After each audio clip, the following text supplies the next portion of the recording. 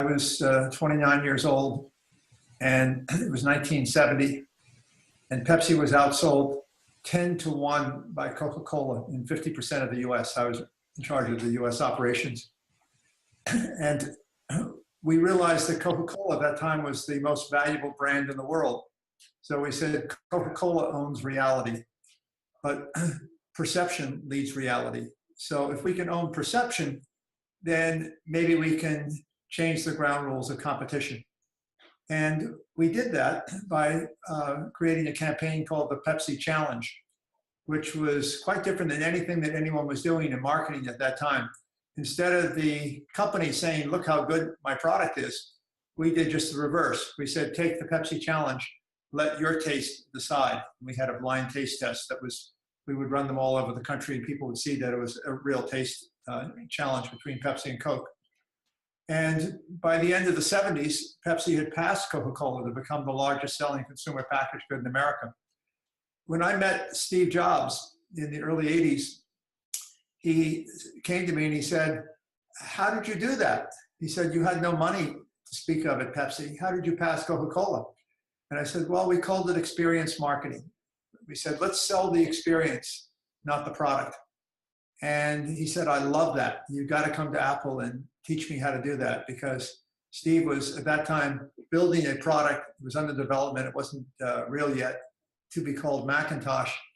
And it was for creative people, non-technical people, to do amazing creative things. And he said, I want to learn how to sell the experience. The experience is more important than the product.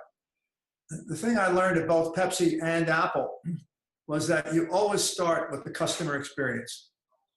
At Apple, Steve said, I don't focus on the technology. I focus on what's in it for the customer. How do I give the customer just an incredible experience? He used to call it an insanely great experience.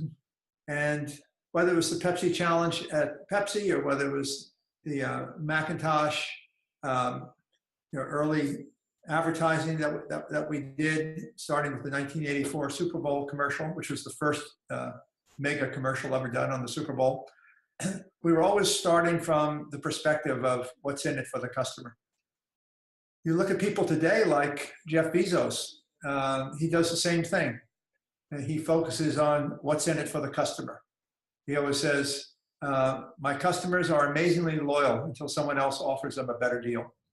And so many tech companies start with the cool technology, and they forget that the technology ultimately commoditizes. So it's always what's in it for the customer, always the experience. I find that the great companies turn into legendary companies.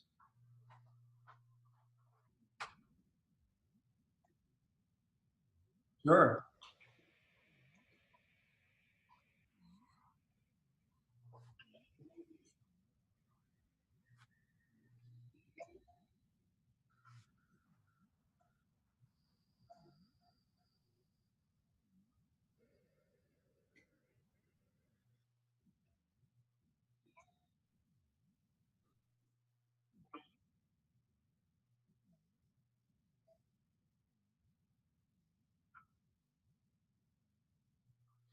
I think so, because back when Steve was, remember, I met him when he was 26 years old, and he was still forming his principles. And the foundational principles he came up with back in those early days, the early 1980s, can be found as still the foundational principles of Apple today. Steve believed that you had to do what he called zooming, zoom out, connect the dots, zoom in, and simplify. And if you look at Apple, the innovation always takes place at the convergence of different industries. So here was Kodak in 2007, who had actually invented the digital camera, was actually the largest photo finisher printer in the world. And they doubled down on silver halide manufacturing because they were in a marketing battle with Walmart with the single-use film camera. Steve Jobs was looking beyond, and he said, gee, I can connect the dots between 3G wireless, which was just coming in. Remember, 2G was text, 3G meant you could actually do other things, including photos.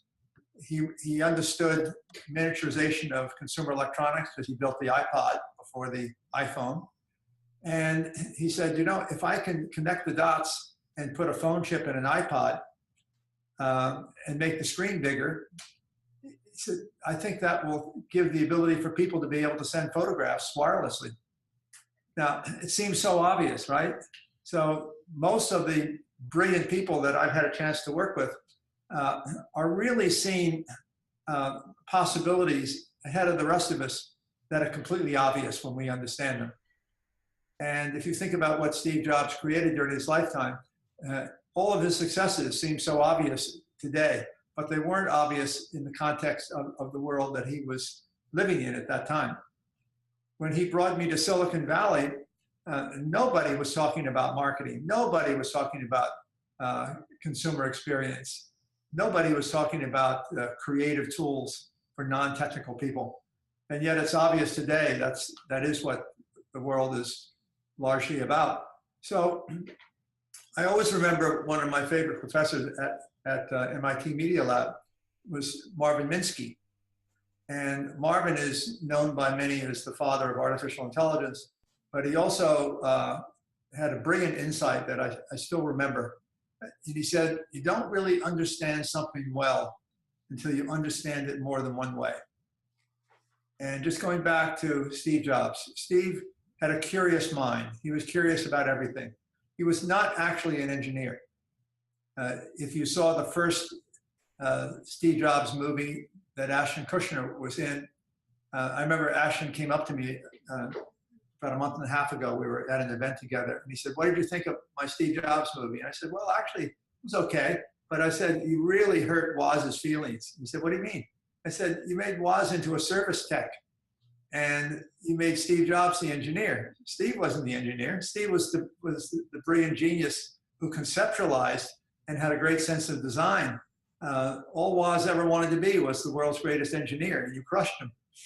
And so,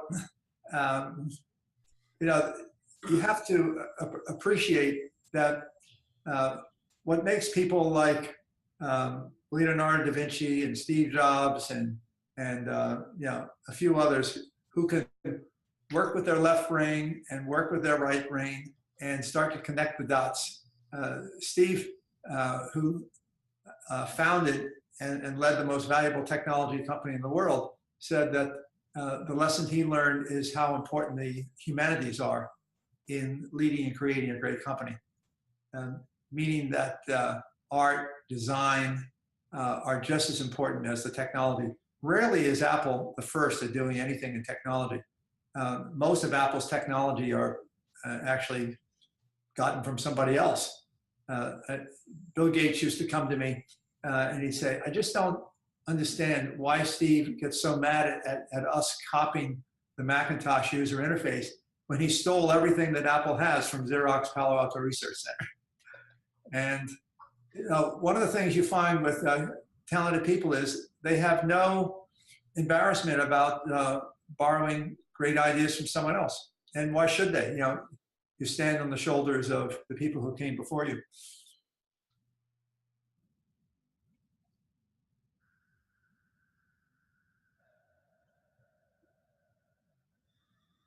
Okay, yeah, well, call me John. Not Mr. Sculley, please. Hi, John. Hello, I'm Rebecca. from Boston, so you're a legend here too. And I actually met you at Summit at Sea 2 years ago. Oh, yeah, wasn't that fun? You were my favorite talk. Oh, well, thank you. Yeah, and it was because you were human and connected and self-reflective and just a really, yeah, and you got swarmed afterwards, so I mostly talked to your wife, who's lovely.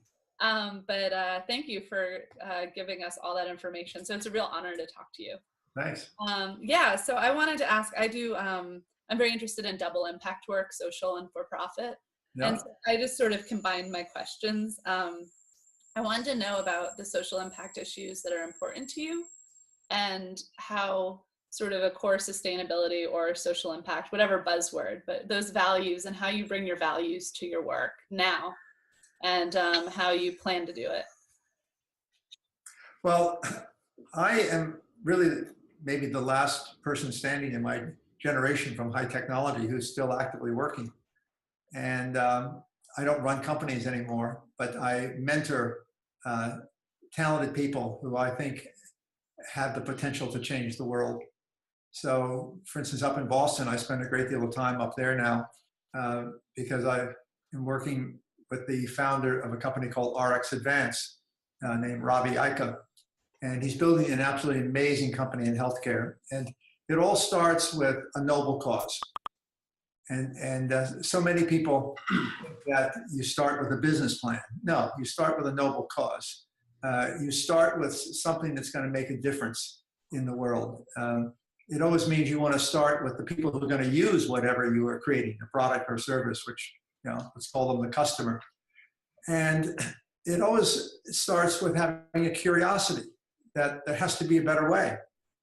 So I'm inspired by anything that will stimulate curiosity, anything that will show that the power of diversity is so incredibly important to innovation. I'm only involved with companies that have the potential to be transformative in their industry sector.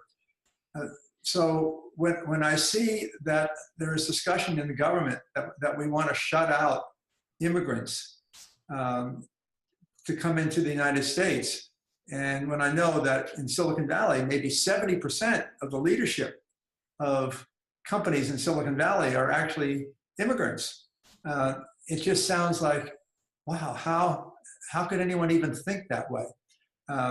So I think that what makes America great, and I'm proud to be an American, is that we have been a country with an open mind, a country that has been willing to invite people of talent and merit who will work hard to come in and participate. So I hope we will be able to say that in the future. I hope that we realize that our education system still is designed for a different century in a different economy, and that if America is going to be as successful in this century as it was in the last century, that we need an educational system that has foundational context with the exponential technologies that are available. I grew up in Silicon Valley, starting with the early days of Moore's Law.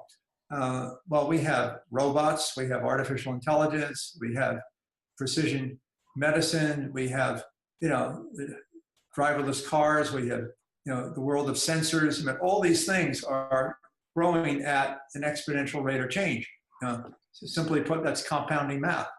It means you go 2, 4, 8, 16, 32. So the speed at which exponential algorithms compound is hard for most people to absorb because we're all used to linear time.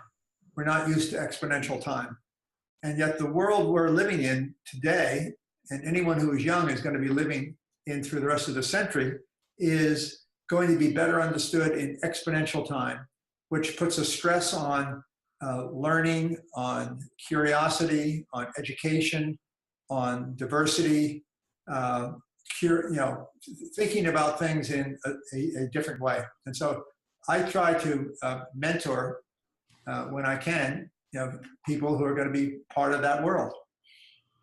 Thank you. Well, I could talk to you for 3 hours about quantum computing, but I realize that everyone else needs to ask their questions. Thank you so much. Oh, you're welcome, Rebecca. Yeah.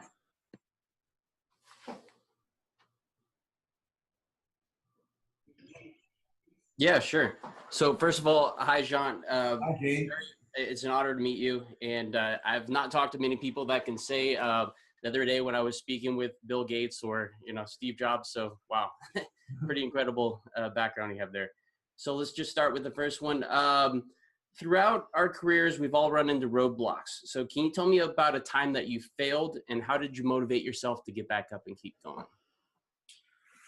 What you will discover is if you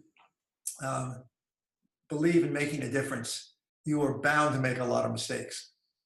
And some people are just risk averse. They don't like making a mistake. They don't like to be humbled, embarrassed. they don't like to have to pick themselves back up and try again. And maybe they aren't going to want to participate in, the entrepreneurial life. But for a lot of us, we know that you can't be a successful entrepreneur unless you are prepared to make mistakes. And the thing that takes a while to really understand is that you probably are more trapped in your successes. We often become a victim of our success because we often misinterpret why we were successful. Good deal of the time people are successful just because they were in the right place at the right time. And so something goes well and they think they're a genius, but they misunderstand why they were successful. So it's only when you fail that you actually get a chance to kind of get the wind knocked out of you. And you say, okay, it didn't work. Why didn't it work? What did I do wrong? And so failure is so integral to the process of deep learning. Success actually can be a distraction, and it can take you off in a different way.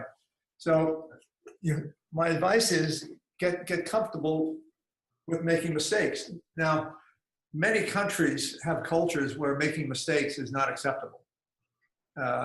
If you've been to Germany and spent any time there, you know that Germans don't want people to believe they've made mistakes. It's a very competent economy. It's very disciplined. It's very process-centric.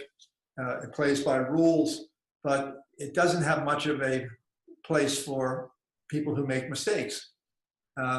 That's quite different than our culture, where we say, okay, you made a mistake. If you're in Silicon Valley, you say, boy, I made a mistake, I blew it. The first thing somebody will ask you, say, well, what did you learn? And so culture is a very, very big part of being successful. It's not that the US has smarter people than the rest of the world. It's just that we have a culture that's very forgiving in terms of making mistakes and picking yourself back up and try again. So I've made lots and lots of mistakes. I'll give you some examples. I remember when we were at end of life with the 68,000 microprocessor, which Motorola made, and the Macintosh was based on that. And that was a CISC processor, which meant it was a complex instruction set computer.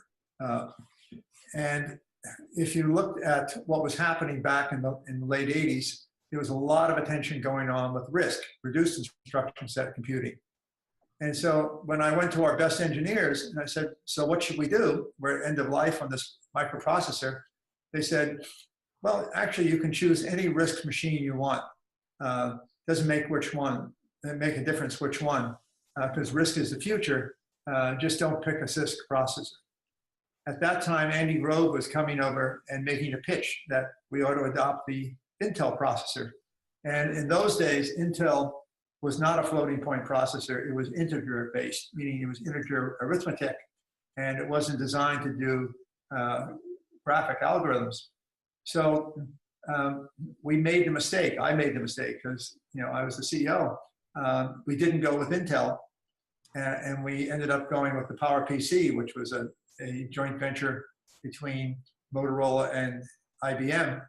And the big mistake was that we didn't consider that the huge industry that Intel had created for all kinds of blue chips and other components and things around it, which were all available by various companies along Southeast Asia, that it wasn't just the microprocessor that we should be focusing on when we made the decision to go from one to another. It was the entire system.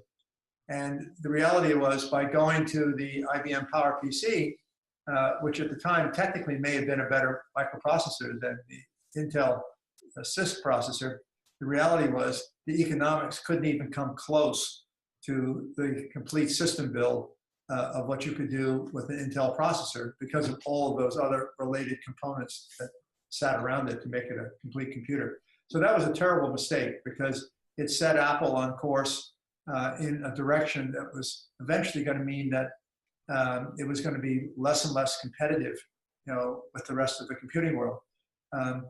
Steve Jobs was running Next at that time. He made the same mistake. He went with the PowerPC as well with Next. Next was not a very big company, and unfortunately for Next, it almost went bankrupt and had to drop out of the hardware business, but kept going with its software operating system, which ironically, when Steve came back to Apple years later, ended up becoming the kernel for the Mac operating system that is used today. Very cool. Well, thank you. First of all, I want to say my background is actually in embedded engineering, so I can keep up with you a little bit there. So that was great. And I do have a ton of questions, but I'm trying to limit myself a bit here. So who is your hero in your business or personal life, and how have they inspire you to become the person that you are today? My biggest hero is my wife, Diane. Good answer. Diane is a computer scientist. She's also a mathematician. But what she has done for me is that she, for many years after I left Apple, I sort of disappeared. I was working, investing in startup companies, sort of staying out of the limelight and just going on with my life. And when I met Diane, which was about 10 years ago, and then we got married 5 years ago, she completely changed my life and really our life. And she said, John, you've been so lucky. You've been working with some of the most talented people on the planet, and you need to share those experiences with other people. And so we started going around the world. That we had various invitations. So we were invited to Tsinghua University to speak there, the same lecture that Steve Jobs and Elon Musk and Mark Zuckerberg gave. We were invited to ETH in Switzerland, which is their top technical school there. We're invited to MIT many times. I've been involved with MIT for many decades through the MIT Media Lab. And what I realized was that I wasn't out of date. That actually the things that I had experienced were actually of interest and of some value to the next generation. And so when I say I'm sort of the last person standing from my generation, because everyone else is either retired or dead, I'm still very, very active. And I spend my day, I'm up every morning at about 5 a.m. And I read a lot, and I'm in communications with people, and I love talking with people as we're doing right now. And my goal in life now is to work on a few noble causes, but also to be able to mentor and to pass on what I experienced in hopefully useful ways to people in your generation. Thank you so much, sir. It's definitely been an honor. I will I'll let you go on to the next person now.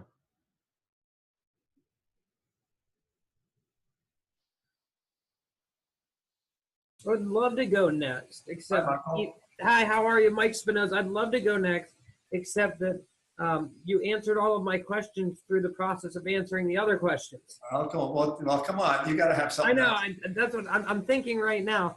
I think one of the things that's interesting is my company is celebrating its 10 years in business, and we've always had perpetual growth. One thing that really struck a chord with me, which you were talking about, was challenges and how you face those. I'm in the whitewater right now. I don't know if you're familiar with that terminology, but I'm about $5 million. I'm trying to break through to 10 or 15. I'm really trying to, but there's this barrier here, and I'm ready for that. I know you have much bigger business experience, but I feel like the principles are the same. And so I don't know what kind of advice or things that you recommend for me, how to look at myself, our company, maybe introspective, to find a way to break through that, because it's something I really would like to do. So here's what I'd say, is that people who are in big traditional corporations have very, very little personal experience, if any, with true innovation. And it's not that they aren't smart people or hardworking people or competent people. It's that they're trapped in cultures. The one thing that every large company has in common in its culture is that it empowers middle managers with the authority to say no. And being an entrepreneur is all about thinking of the possible ways you can get to yes. And so it always amazes people in big companies to realize that when I was working with Steve Jobs in the early days of Apple, Apple was still in several houses. It had a tilt-up wall building with a pirate flag flying over it, which was Steve Jobs' office for the Macintosh. The average age of the people on the Macintosh team, there were 100 of them in total, including manufacturing and everything else, was 22. So people just assume that companies like Apple and Microsoft were always big companies. They weren't always big companies. They were, at one point they were $1 million companies. They were $5 million companies. So they always say in Silicon Valley, there's an old saying, what got us here won't get us there. Meaning when you're starting out and you're trying to get to $1 million revenue, let's say, you have to get through proof of concept. You got to recruit enough talent around the table to be able to deliver something that'll get revenue. And the bigger question then becomes, so how do we get from 1 million or 5 million to 10 million to $20 million or even larger? And you realize that you sometimes have to go back and deconstruct what you're doing and think about, would we solve this business as a $20 billion business the same way we've been solving it successfully as a $5 million business? And what's so important about what I learned working with Steve Jobs was that you lay down foundational principles. So, one of Steve's principles was you have to have a very clear focus. His focus was how do we build bicycles for the mind? That's what he was really building, bicycles for the mind. He didn't think of it as building personal computers. He thought about he's going to enable people to have this incredible accelerator, which is going to help them think and do things that you couldn't do before the Macintosh came around. And why was the Mac so important to Steve? Even though the Apple II had been a huge success, he said, well, the Apple II was so limiting because it required that someone learn how to use a keyboard. They had to learn how to use alphanumeric commands. He said with the Macintosh, they don't need to know anything about technology. So he had to reconceptualize what is a personal computer. And he said it's all about point and click, and he would use metaphors.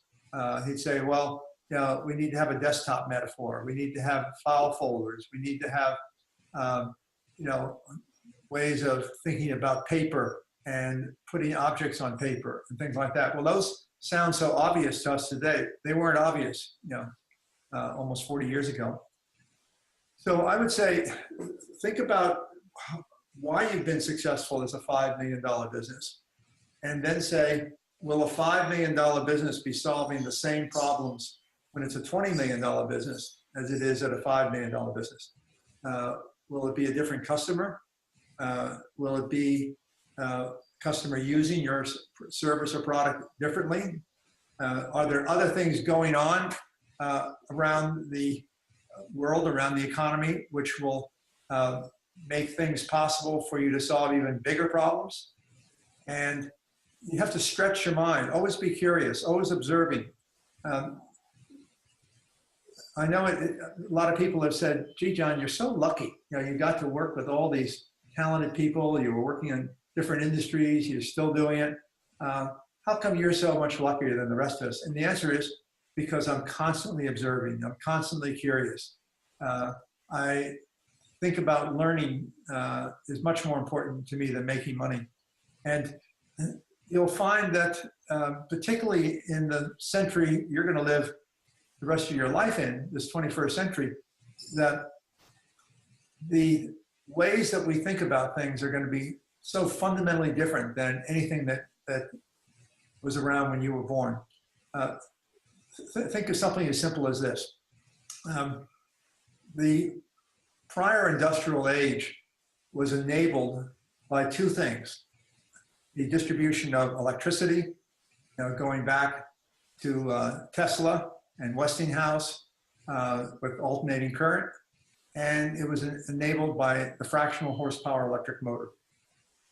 And if there hadn't been a fractional horsepower electric motor and there hadn't been distributed electricity, there wouldn't have been any 20th century industrial age. So what did that lead to? It led to mass production. It led to mass channels. It led to mass marketing. Now we're in a different century.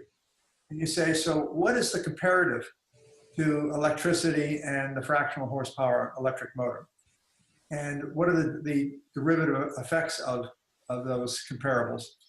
Well, I think that artificial intelligence, that's both machine learning and deep learning, and how that progresses in the future. Artificial intelligence is going to be foundational to everything that goes on in the world for the rest of this century. And it'll become more apparent, it'll become commoditized, and it will be as fundamental as electricity and oil were in the last century, meaning that it can be delivered as a service, embedded in all kinds of different things. Second of all, I would say that platforms are as important in this century as mass production factories were in the last century. Remember, most of the US economy in the early part of the last century was around manufacturing.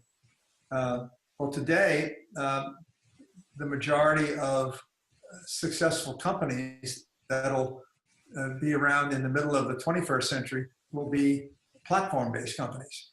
So it won't just be Microsoft or Amazon or Google, a few companies, what they call FANG. Every company will have incorporated in a platform architecture. And so things that seem unique are just going to become obvious mainstream.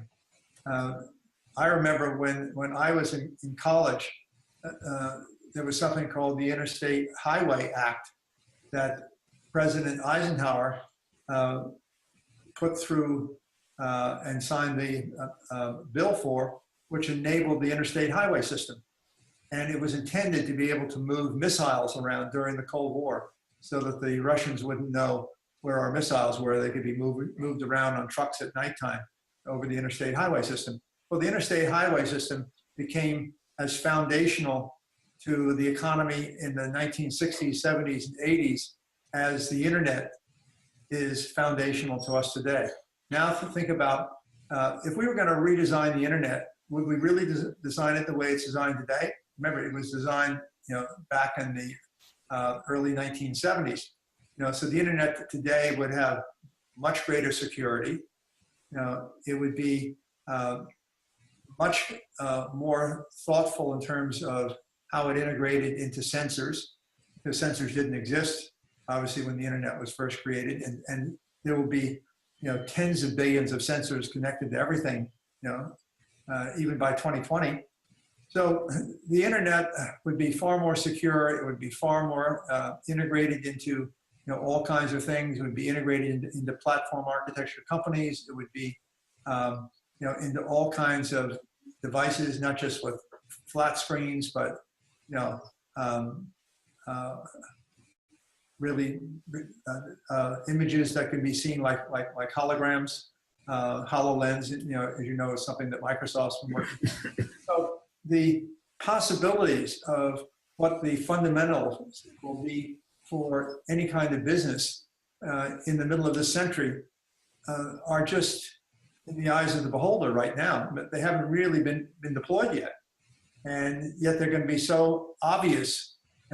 When you're my age, you're going to sit back and be explaining to people your age that there was a time once when there wasn't broad scale artificial intelligence, when every industry was a platform company, when sensors were connected to everything, when blockchain was built into every transaction. And then people will look at you and say, really was time like that? And yet this is all going to happen, and it's going to happen in exponential time. meaning that it's not going to take 10, 20, 30 years for these things to happen. It's going to happen over the next 5 years, 10 years, because exponential time, is compounding math. Thank you so much. That was wonderful, John. I think that what got you here won't get you there really resonates with me. It's something I'm looking at. Hopefully I can figure out what the thing that'll get me there is. Good, good. Well, keep thinking about it. And don't be afraid to ask other people. Say, what do you think about this? And don't be afraid that someone's going to say, gee, Michael, that's a really dumb idea. I can't tell you the number of times people have told me, what a dumb idea, John. I'll give you an example. Back in 1990, let's see, 1993, I guess it was, I was giving the keynote at CES. And Bill Gates and I would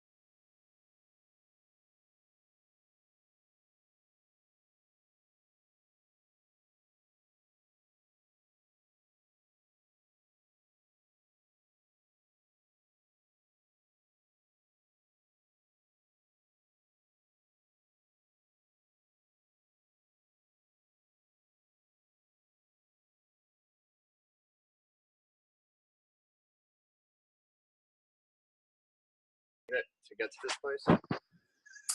Well, when I was very young, I really didn't want toys.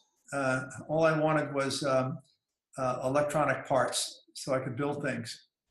And I discovered I was better at taking things apart and turning them into something else. But when I put them back together, I always had parts left over. So I realized I was not going to be a great engineer.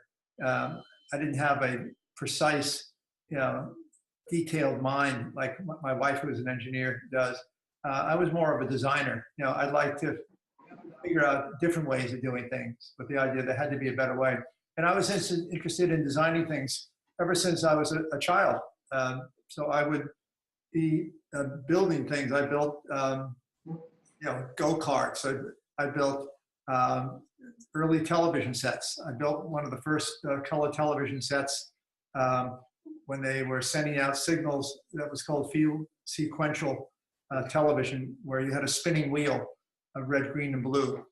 And then when I was 14, I invented a color television cathode ray tube, and I applied for the patent on it. And I eventually got knocked out by Dr. O.R. Lawrence, who eventually Lawrence Livermore Labs was named after.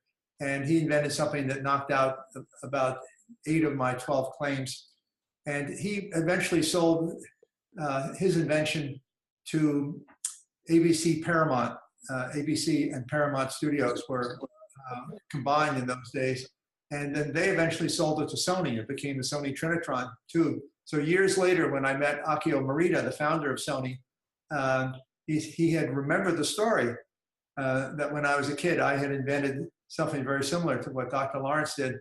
So he introduced me to the team who were still at Sony, who were the original Sony Trinitron team.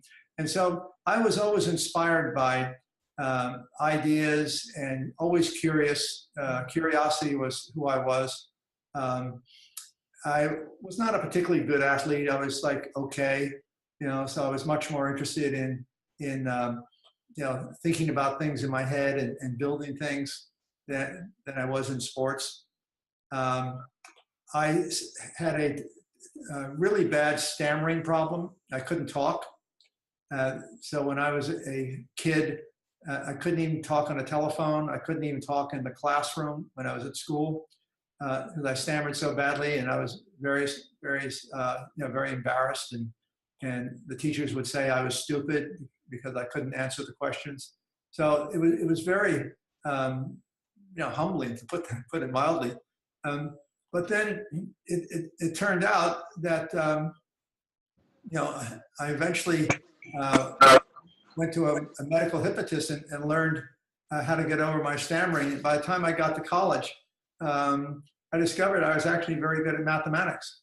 And so I was, an exceptionally good student at higher math. And eventually when I was in graduate school, I was doing Monte Carlo game theory and Markov chain analysis and Bayesian statistical modeling and things like that.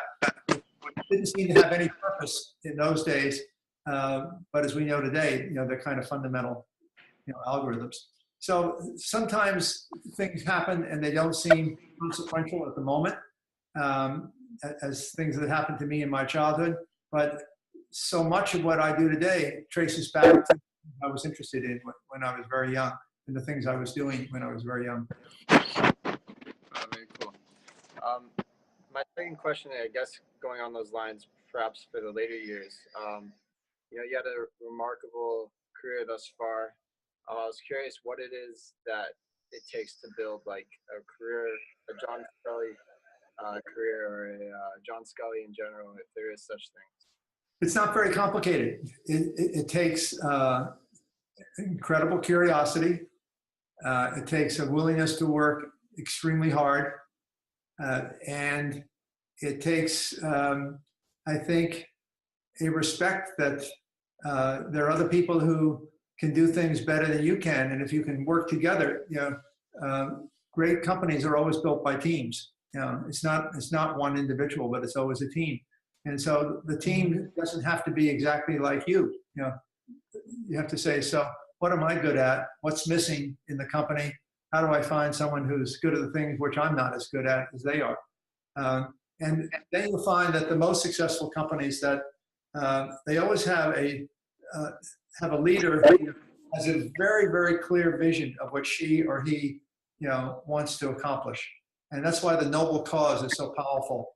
The more you can conceptualize the company in terms of something that is noble for the world, and the fact that it makes money is, one of the outcomes, is not the sole purpose.